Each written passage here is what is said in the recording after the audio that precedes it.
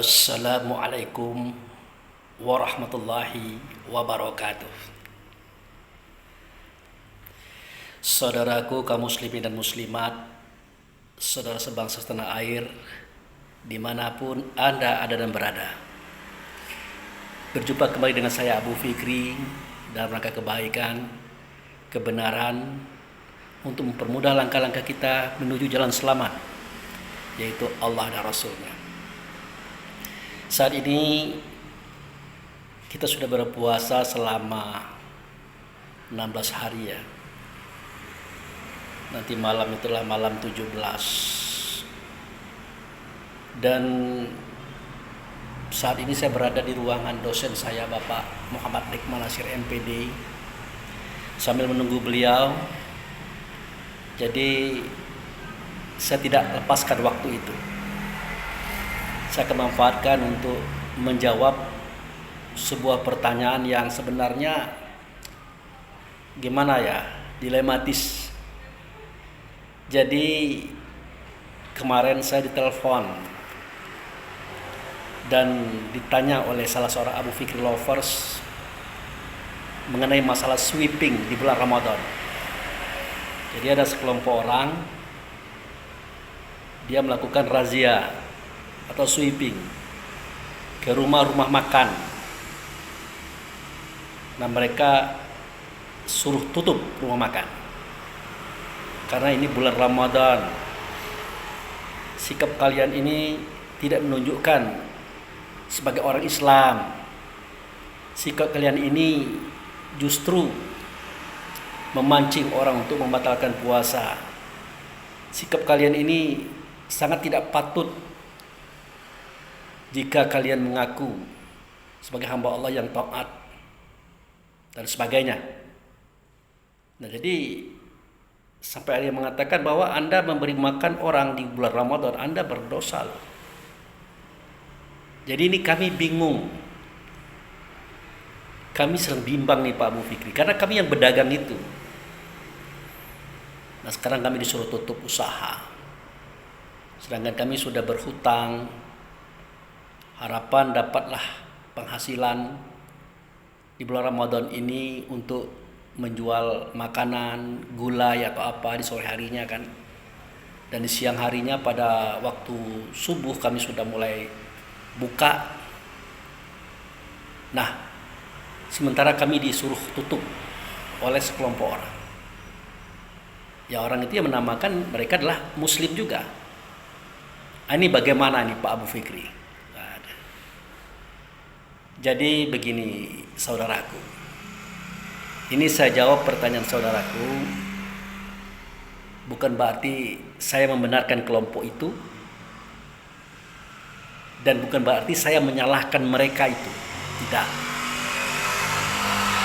Ini pertanyaan kepada saya untuk saya jawab berdasarkan apa yang saya pahami,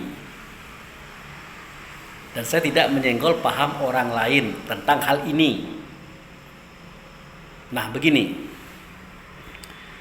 setahu saya ya,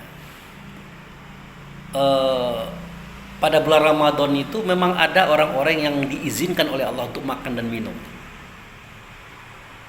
Arti diizinkan di sini, ya mereka memang tidak bisa berpuasa begitu. Misalnya begini, bayi, anak-anak, kemudian ibu yang menyusui, kemudian orang tua, kemudian perempuan yang menstruasi, kemudian buruh yang dia bekerja dengan tenaga, tidak bisa dia bekerja tanpa dia sarapan lebih dahulu. Misalnya buruh-buruh tambang, buruh-buruh yang bekerja di pedalaman itu, dan juga orang-orang yang berjalan dari satu negeri ke negeri yang lain, atau dikatakan Ibnu Sabil. Dan juga ada orang yang agamanya berbeda dengan kita. Nah, mereka itu semuanya makan siang. mereka itu semuanya tidak berpuasa di bulan Ramadan. Dan ini Allah ketahui dan Allah benarkan memang ada. Dan Allah memberikan peluang kepada mereka. Itu kita lihat pada surat Al-Baqarah 184. Bagi mereka yang sakit, bagi mereka yang berada dalam perjalanan, boleh mereka itu tidak berpuasa, artinya mengqadha gitu ya. Berhutang, dibayar di hari yang lain. Artinya memang di bulan itu dia tidak berpuasa gitu. Nah, ini sebagian daripada informasi Allah dan Rasul kepada kita untuk menjadi bahan pertimbangan. Bahwa di bulan Ramadan itu memang ada orang yang Allah setujui untuk tidak berpuasa. Di antaranya adalah orang yang sakit tadi dan orang yang ada dalam perjalanan. Nah, sedangkan orang yang saya sebutkan tadi memang ia pada momentumnya memang tidak bisa berpuasa. Jadi akal fikir kita juga membawa mereka sebagai orang yang dikategori untuk tidak dapat berpuasa. Yaitu tadi anak-anak, bayi, ibu menyusukan, orang tua, orang menstruasi, orang perjalanan, buruh yang bekerja berat. Nah, jadi solusinya bagaimana ini? Nah, itu. Ya solusinya ya mereka mengqadha atau berhutang. Dia bisa membayar puasanya di hari yang lain. Nah, yang lain lagi yang memang sama sekali tidak bisa berpuasa, mereka melaksanakan fidyah. Memberikan makan bagi orang miskin 1 hari pada bulan Ramadan. Artinya memberikan makanan untuk sahur dan berbukanya itu. Nah, berapa jumlahnya hitung sendiri oleh kita. Jadi 1 kali dia tidak berpuasa, dia memberi makan kepada orang miskin 1 hari. Ya, sebagian ulama mengatakan 1 mud. Tapi saya mengartikan itu 1 hari. Waktu bersahur dan waktu berbuka. Berarti 2 kali dia makan. Tentu semua ini tidak bisa kita artikan dalam artian umum. Dikembalikan kepada kita yang berfidyah. Kapasitas kemampuan kita berapa? Karena orang-orang yang berfidyah ini kan tidak semuanya orang yang berada. Ada di kalangan mereka itu adalah orang yang sederhana. Bahkan ya orang miskin gitu. Jadi ukurannya adalah kemampuan mereka masing-masing untuk melaksanakan kewajiban fidyah tersebut. Nah, ini bagi mereka yang tidak mampu lagi berpuasa. Nah, jadi apakah itu sebulan penuh Pak Abu Fikri mereka memberikan itu? Ya, sebulan penuh. Nah, dalam hal ini juga termasuk mereka yang mengqadha itu. Mereka yang mengqadha artinya di hari ini tidak berpuasa, ya nanti dia akan bayar. Dia tetap kembali kepada kemampuan kita masing-masing. Nah, dalam hal ini ya tidak ada masalah bagi kita. Karena Allah juga tidak mempermasalahkan mereka ini makan dan minum di siang hari. Otomatis berdasarkan ini pula bapak-bapak, ibu-ibu, saudara-saudari kita yang buka usaha makanan, mereka buka warung, buka rumah makan, dan menyediakan makanan itu agar nanti mereka bisa membeli kepada mereka yang membuat makanan tadi. Jadi ada dasarnya mereka itu buka warung, ada dasarnya mereka itu buka rumah makan di siang hari pada bulan Ramadan, karena memang ada orang yang tidak berpuasa. Memang ada orang yang diizinkan, diokekan oleh Allah untuk mereka makan siang pada bulan Ramadan itu. Nah, kalau melangkahnya dari sini, maka persoalannya lain. Kita tidak bisa melarang mereka berdagang, menutup usaha mereka.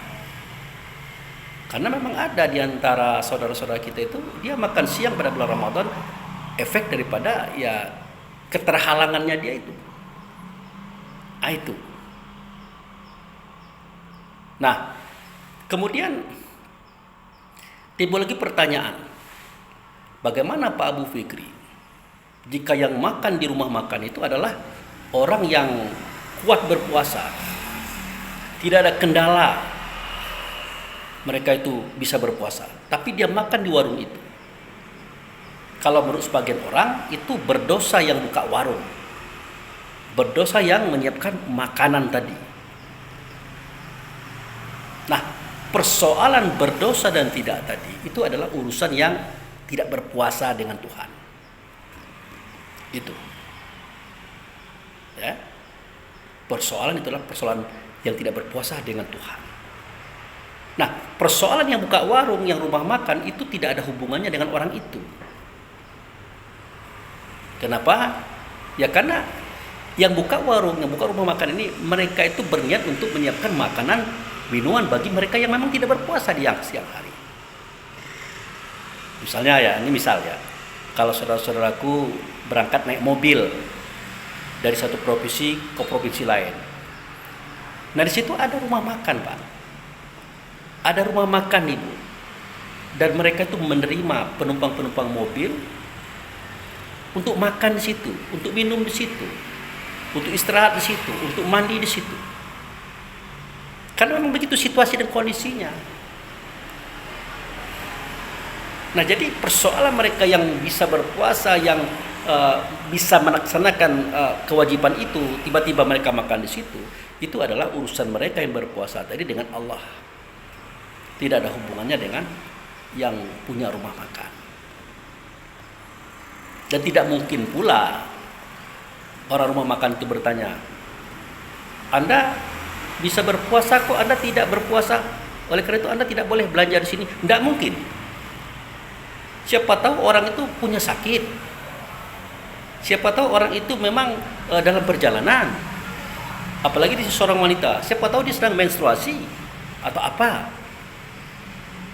Jadi oleh karena itu kita tidak bisa menutup usaha orang, apalagi mengobrak-abrik, merampas, membawa kuali, membawa makanan itu ke dalam mobil, kemudian entah dibawa kemana.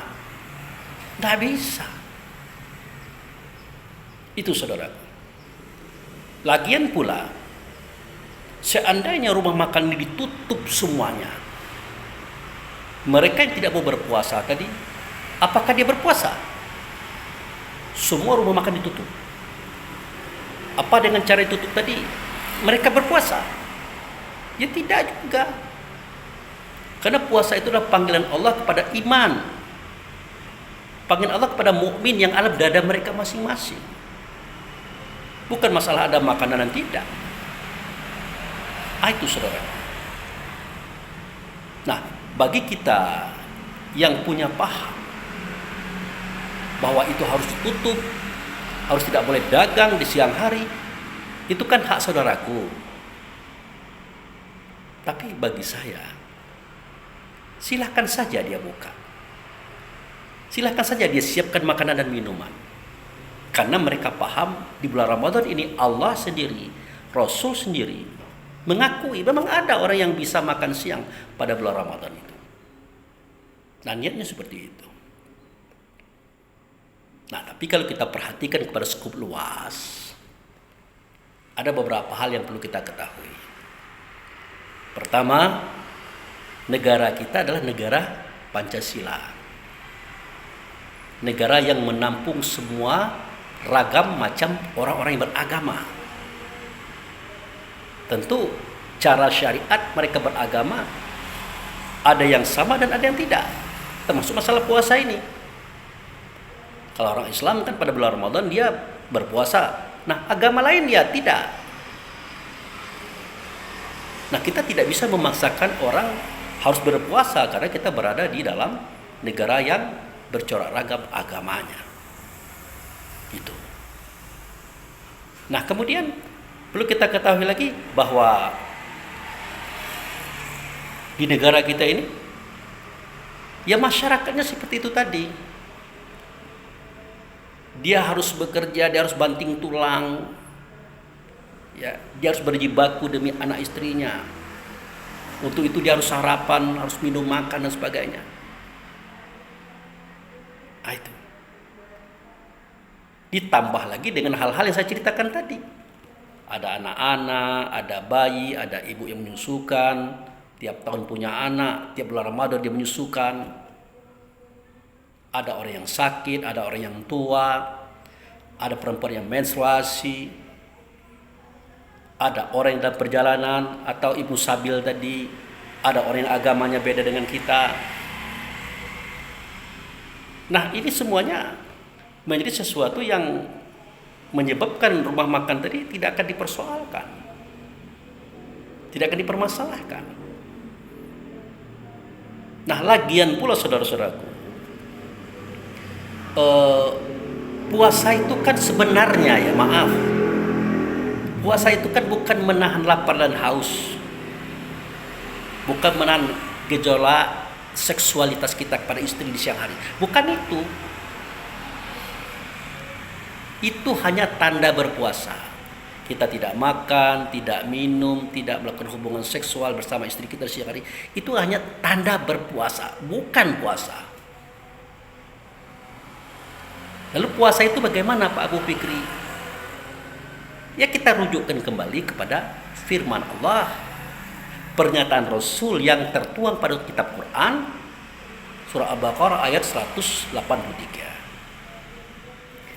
Ya ayyuhallazina amanu kutiba alaikumusiyam kama kutiba alal ladzina min qablikum la'allakum tattaqun. Hai orang yang beriman, telah datang kepada kamu suatu kewajiban untuk kamu melaksanakan as-saum, menahan, memenjarakan, membelenggu. Nah, sebagaimana kewajiban ini dahulunya pernah diwajibkan Allah kepada orang-orang sebelum kamu. Nah, jika kamu sukses, mudah-mudahan kamu menjadi orang bertakwa, orang yang lemah lembut, baik budi pekertinya, jauh daripada penyakit hati, takut meninggalkan perintah Allah, dan takut melanggar larangan Allah. Dan kamu damai dengan dirimu, kamu damai dengan keluargamu, kamu damai dengan masyarakatmu, kamu damai dengan warga negaramu, walaupun kamu berbeda agama, berbeda suku dan bangsa serta bahasa. Kan begitu bahasa ini. Nah, ternyata yang disebut dengan as-saum, menahan, membelenggu, itu harus kita paham. Apa yang di-as-saumi, apa yang ditahan, apa yang dibelenggu, atau yang dipenjarakan itu apa. Nah, hanya Nabi yang bisa menjelaskan, hanya Rasul yang bisa mengabarkan daripada Allah. Apa kata beliau? Idza jaa Ramadan wa futihat abwabul jannah wa ghuliqat abwabun nar wa sufilatis sayatin. Apa terjemahannya Pak Abu Fikri? Ya itu tadi yang biasa dibacakan ustaz-ustaz kita malam-malam di acara tarawihan. Jika datang bulan Ramadan, dibuka pintu sorga, ditutup pintu neraka, dibelenggu setan. Nah, pertanyaannya, bagaimana bisa pintu sorga itu terbuka? Bagaimana? Caranya adalah ditutup dulu pintu neraka. Pertanyaan lagi, bagaimana caranya agar pintu neraka tertutup? Caranya adalah dibelenggu setan. Pertanyaannya lagi, siapa yang membelenggu setan? Allah kah atau kita? Kalau Allah, berarti tidak mungkin ada terjadi kemaksiatan di bulan Ramadan. Tidak ada upat puji, gunjingan, caci maki, fitnah. Tidak ada marah-marah, tidak ada tipu-tipu, tidak ada maling-maling, tidak ada rampok, rampas, begal. Karena setan sudah pada dibelenggu oleh Allah. Ya kerjanya Allah pasti rapi lah. Tapi kenyataannya justru di bulan Ramadan itu menjadi-jadi. Kemaksiatannya menjadi-jadi, saudara. Apalagi mau dekat Lebaran. Tidak jarang kita dengarkan perampokan, perampasan, pembunuhan. Begitu. Lalu ini setan yang mana ini yang lepas? Kalau memang Allah membelenggunya, kok bisa lepas? Nah, ternyata yang membelenggu setan itu adalah diri kita masing-masing. Makanya surah Al-Baqarah 183 itu menjelaskan bahwa ya ayyuhallazina amanu kutiba alaikumusiyam. Kan jelas kalimatnya itu. Wahai orang beriman, telah datang kepada kamu suatu kewajiban untuk kamu melaksanakan as-saum. Menahan, membelenggu. Nah, membelenggu apa? Ya membelenggu syaitan. Sayang 1000 kali sayang, kita ini tidak kenal dengan syaitan itu. Kita rajin membaca kitab Quran, bahkan 1 bulan itu 3 kali khatam, bahkan lebih daripada itu 5 kali, 6 kali. Tapi kita dengan syaitan tidak kenal. Kenapa? Ya karena kita rajin membaca tulisan, rajin membaca keterangan. Ada tulisannya, ada keterangannya, ada pada surat Al-Baqarah 183. Nah, kita orang hakikat, di samping kita membaca keterangan, kita carilah benda yang diterangkan. Benda yang diterangkan tidak ada dalam kitab, dia ada di luar kitab. Nah, bagaimana keterangannya Pak Bu Fikri?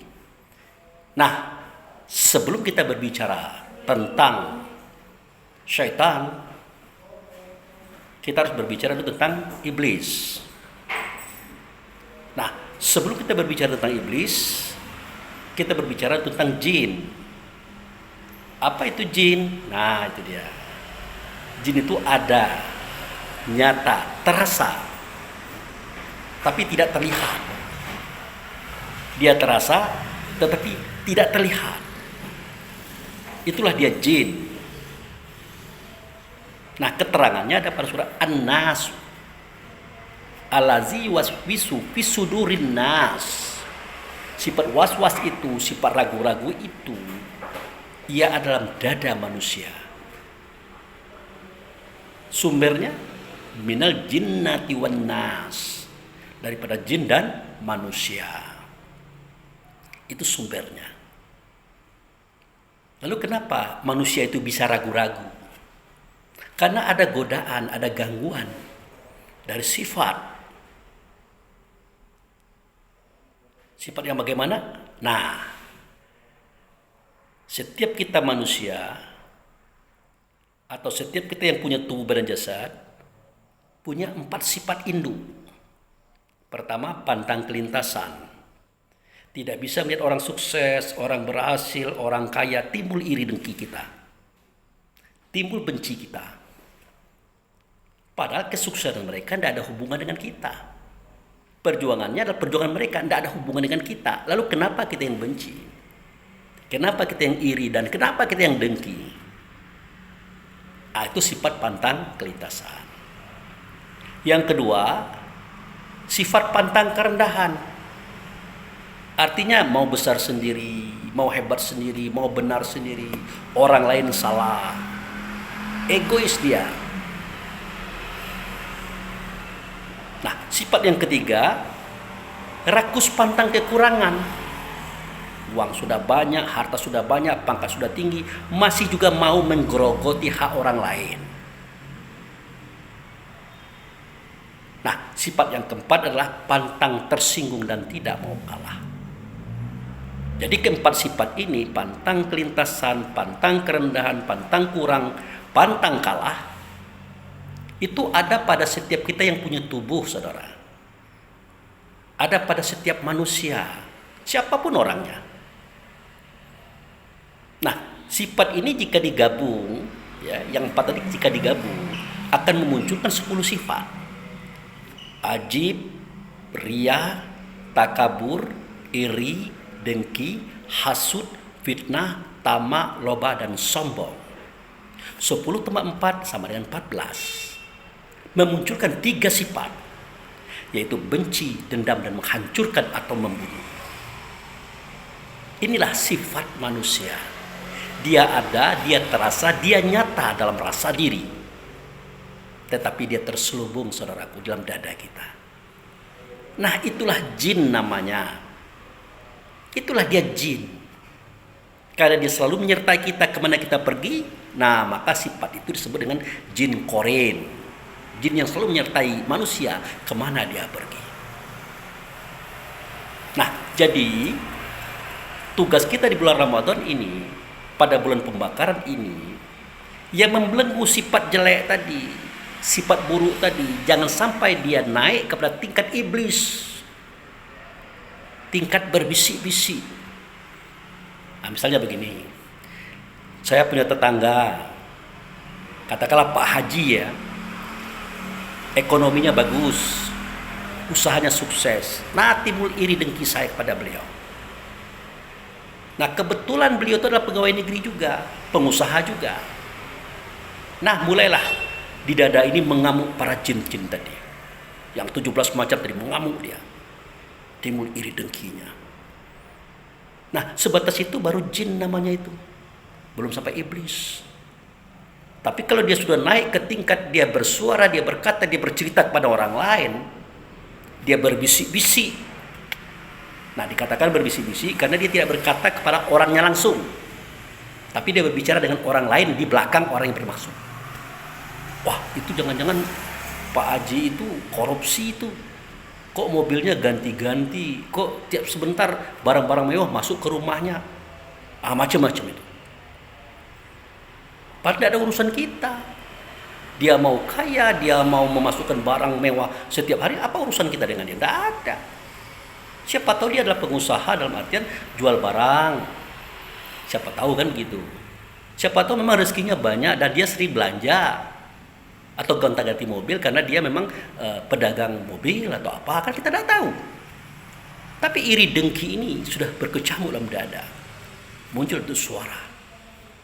Nah, kalau sudah muncul bentuk suara dan kata, dia tidak tersembunyi lagi, saudaraku. Dia tidak gaib lagi, dia tidak jin lagi. Tetapi sudah berubah menjadi iblis yang berbisik-bisik. Sekali lagi saya katakan, dikatakan dia iblis yang berbisik-bisik karena dia berkata tentang orang itu, ya di belakang orang itu, tidak berkata langsung dia. Kenapa? Tidak berani. Nah, dia tidak berani saja membicarakan itu kepada yang bersangkutan, menunjukkan dia sudah salah sebenarnya. Salah persepsi, salah sangka, salah duga. Efek daripada dorongan hati yang tidak baik tadi. Itu. Nah, oleh karena dia sudah ngomong kemana-mana, bercerita kemana-mana tentang Pak Haji tadi. Tidak puas juga, wah dipanggil anaknya. Nah, ya kenapa ya? Kamu beli paku ya, ukurannya segini. Berapa? Ya 1/4 kilo lah, biar tidak terlalu ketahuan persoalan ini, biar tidak terlalu ecek-ecek. Nah, 1/4 kilo, nah, itu gayanya dia itu. Nah, setelah paku dibeli sampai di rumah, dibuatlah papan 4 biji. Papan itu dipaku. Nah, maka runcing-runcingkan papan itu. Nah, kira-kira jam 2 malam, anak lagi tidur dibangunkan, anak bangunlah. Kenapa ya? Tolong pasangkan papan yang ada paku ini di bawah ban mobil Pak Haji. Jangan dong ya. Itu kan sebuah kezoliman. Penganiayaan, tidak boleh berdosa. Kamu tahu apa? Pasang. Ya karena anak-anak dia dipaksa, ya dia lakukan. Nah, dipasanglah paku yang ada papan yang ada paku tadi di bawah ban. Nah, mulai dari jam 3 beliau ini tadi ya, yang bersifat iri dengki tadi, mengintip dari jendela. Manalah Pak Haji, kapalah dia mau memanaskan mobilnya. Jam 4 mulai bangun Pak Haji memanaskan mobilnya. Nah jam 5 Pak Haji dan istrinya keluar rumah dengan mobil tadi untuk pergi sholat di masjid. Kebetulan masjidnya agak sedikit jauh lah. Apa yang terjadi? Ya setelah mobil terlewat nah di halaman rumah tiba-tiba bermasalah mobil tadi. Kenapa ini oleng-oleng ini Bu? Kata Pak Haji. Ternyata bannya udah kempes. Nggak tanggung-tanggung, empat-empatnya kempes. Waktu itu apa yang terjadi?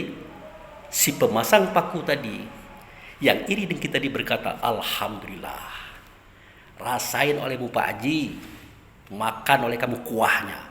Dia gembira melihat orang susah. Nah kalau sudah masuk ke tingkat ini saudara, inilah yang disebut dengan syaitan itu. Inilah syaitan itu. Syaitan itulah diri kita sendiri. Seketika kita mengikuti suara batin yang buruk itu, kita lampiaskan untuk suara dan kata dan perbuatan. Itulah syaitan yang nyata. Makanya kata Allah dalam pada surah Yasin, Alam ahad ilaikum ya bani Adam, ala tabu syaitan, innahu lakum aduwwun mubin. Aku sudah jelaskan kepadamu hai anak Adam, jangan menyembah, jangan mengikuti, jangan kamu turuti rasa batin burukmu itu.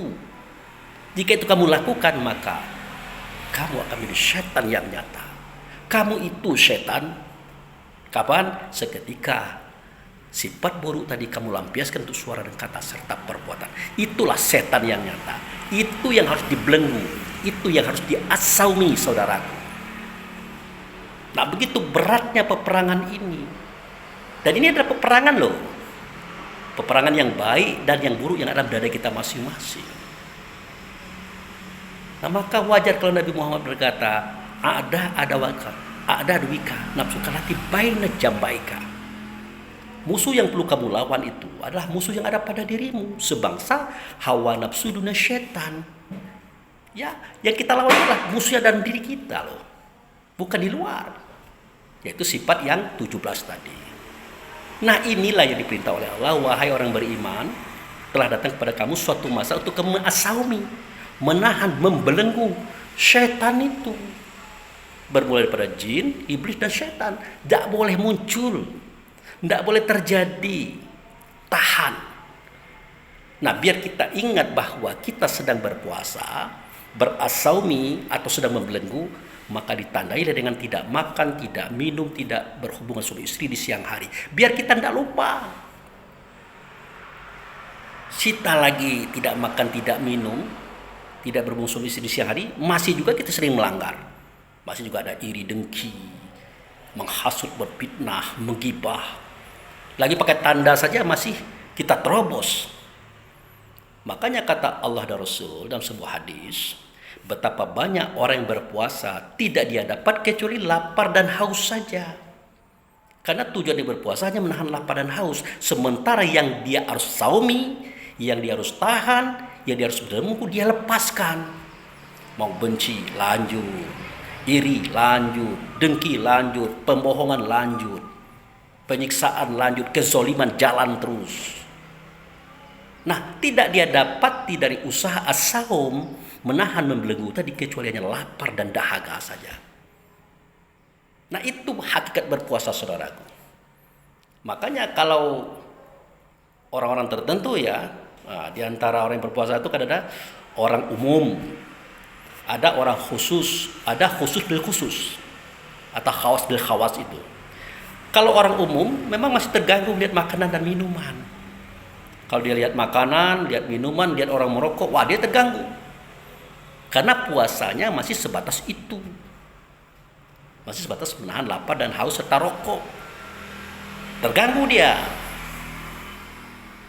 Padahal puasa itu bukan itu. Puasa itu menahan hawa nafsu dunia syaitan yang ada pada diri kita masing-masing. Yang muncul untuk 17 sifat tadi. Itu yang puasa. Nah, tingkat yang kedua, ya dia tidak terpengaruh lagi. Orang mau makan, orang mau minum dan sebagainya, dia tidak terganggu. Karena dia tahu berpuasa itu bukan menahan lapar dan haus atau berhubungan di siang hari dengan istri. Tidak. Dia tahu puasa itulah menahan rasa diri yang tidak baik yang ada dalam dada masing-masing. Nah, kalau puasa khawas bil khawas, orang lebih khusus lagi. Wah, walaupun kita makan di depan dia, minum di depan dia tidak terganggu sama sekali. Tidak terganggu, tidak ada niat dia untuk makan. Itu. Tetapi dia sangat menjaga gerak hati, gerak batin agar jangan masuk ke tempat yang dilarang oleh Allah. Membenci orang, iri dengki kepada orang, apalagi menganiaya orang, dia tidak akan mungkin mau. Walaupun untuk isyarat, dia tidak akan mungkin mau. Karena dia sudah masuk pada tingkat khawas atau khusus. Karena dia berada pada tingkat ketakwaan. Nah, ini keterangannya. Nah, kembali kepada persoalan kita tadi mengenai orang buka warung, rumah makan di siang hari. Kalau niatnya adalah untuk melayani orang-orang yang memang pada waktu itu makan siang, yang memang Allah tolerir mereka makan siang, maka itu tidak ada masalah. Seandainya orang yang memang bisa berpuasa, kok dia belanja juga di situ, tidak urusan dengan orang itu. Urusan dia dengan Allah, bukan dengan kita. Lalu tidak usah kita memaksakan kehendak. Negara kita bukan negara Islam, tapi negara Pancasila. Agama kita adalah agama rahmatil alamin, memberikan kesejukan, kedamaian kepada siapapun, tidak merusak. Apalagi kita berpuasa, kita menahan diri daripada perbuatan yang tidak baik, tapi kita melakukan kerusakan, kerugian orang lain, menghilangkan kedamaian, ketentraman jiwa orang lain dengan cara memberangus, menutup, membawa dagangan mereka. Tidak boleh begitu. Karena kita tidak boleh memaksakan orang untuk beragama, tidak boleh. Termasuk ibadahnya. Jadi agama itu adalah keikhlasan. Allah juga tidak mau menerima ibadah seseorang kalau tidak ikhlas. Makanya kata Allah, kamu mau sholat? Ya. Ngantuk ya? Ngantuk. Tidur dulu kata Nabi. Tidur dulu. Kamu mau sholat? Ya. Lapar ya? Ya. Makan dulu. Makanya sholat tahajud kenapa kita disuruh tidur?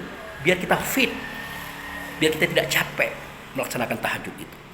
Jadi agama ini penuh pertimbangan, saudara. Bahkan sholat itu wajib, dia adalah cahaya langit, cahaya bumi. Ya, tidak beragama kita tanpa kita sholat, itu pun masih ada toleransi Allah untuk kita. Seandainya kita capek betul di zohor ini, akhirnya kita, ya kalau capek ya tidur saja dulu. Nanti kelewat Pak Abu Fikri. Kalau kelewat ya dijamakkan saja. Zohor dan asar disatukan. Kan begitu. Nah, itu kan dalam perjalanan Pak Abu Fikri, bukan di tempat yang aman dan nyaman. Persoalannya adalah masalah kepribadian kita, kecapean, kelelahan kita. Itu ukurannya itu, saudara, bukan perjalanan. Di perjalanan juga kalau kita tidak capek, ngapain kita harus menjamak? Kan begitu. Bahkan waktu di jamak itu ada 4 zohor, 4 asar. Kata Allah, kalau memang capek benar, udah dikosorkan saja. Yang 4 tadi dijadikan 2 rakaat, 2 rakaat zuhur, 2 rakaat asar, digabungkan, namanya jamak qasar. Tergantung takdim atau ta'khir, kan begitu. Begitu juga puasa ini, kalau tidak bisa hari ini puasa, maka silakan saja Anda makan dan minum, tapi nanti diganti ya. Dengan catatan ada ilahnya, ada alasannya. Sakit misalnya, menstruasi misalnya, dalam perjalanan misalnya, ada pekerjaan yang berat yang tidak bisa ditunda misalnya. Bagi Allah itu ada toleransinya. Silakan saja, tapi nanti dibayar ya. Bagaimana ya Allah, kami tidak bisa membayarnya ini, karena kami bekerja terus. Kami tiap tahun menyusukan anak terus. Kami ini sakit terus, kami ini tua terus. Bagaimana ini? Nah, itu makanya ada fidyah. Memberi makan fakir miskin. Berapa kali kita tidak berpuasa? Ya, sekian banyak pula kita memberi. Kalau 3 hari ya 3 kali pula kita membayar. Sekali bayar itu 1 hari makan mereka, yaitu waktu sahur dan waktu berbuka. Nah, begitu saja saudaraku. Mohon maaf kepada saudaraku yang berbeda pandangan dengan saya, yang tidak cocok dengan saya. Bukan saya mengatakan Anda salah, tidak. Saya hanya menyampaikan pendapat saya loh. Ya, menurut pendapat saya bahwa dalam bulan Ramadan itu memang ada orang-orang yang Allah izinkan makan siang, yaitu bayi, anak-anak, orang menyusui. Ya, orang sakit, orang tua renta, pekerja buruh, pekerja berat, ibnu sabil, orang perjalanan, dan juga ada orang yang bukan beragama dengan kita atau tidak seagama dengan kita. Nah, bagi mereka yang mungkin bisa melaksanakan puasa, hendaklah dia membayar di hari yang lain, tapi tetap berfidyah. membayar makan satu hari tadi. Gitu saudaraku. Ya. Jadi biar kita berbeda bukan berarti bermusuhan. Berbeda itu adalah memperkaya. Perbedaan itu adalah khazanah. Di kita kan beda nih. Kalau ada perbedaan, agak berseberangan, dah kita musuhan. Mulai saling gunjing, saling upat, saling caci. Tidak begitu. Kita ini orang Islam.